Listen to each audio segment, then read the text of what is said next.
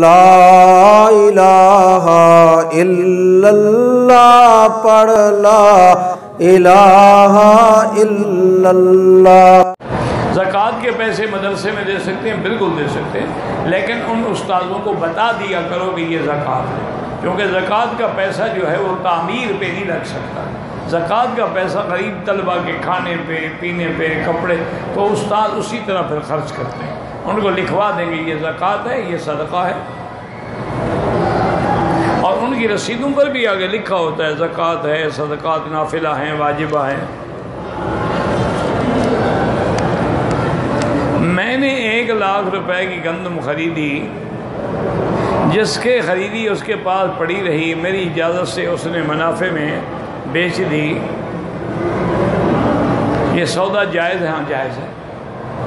جس نے بیچی اس کے ہاتھ میں تھی نا گندم، اور تم نے اس کو بیچنے کی اجازت دی۔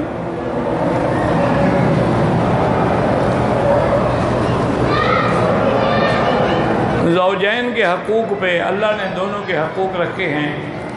خاوند کا حق یہ ہے کہ بیوی کی عزت و عظمت کا خیال کرے، حقوق زوجیت ادا کرے، نان، نفقہ، گھر، سب کچھ یہ خاوند کے ذمے ہے، اور بیوی کے ذمے اطاعت ہے، فرما برداری ہے، اس کے حقوق کا پورا پورا خیال رکھے، اس کی اولاد کا خیال رکھے۔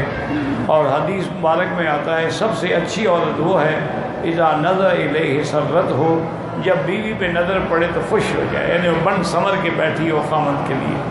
وَإِذَا أَمَرَ أَطَاعَتْ، اور جب کوئی حکم کرے تو فرما برداری کرے۔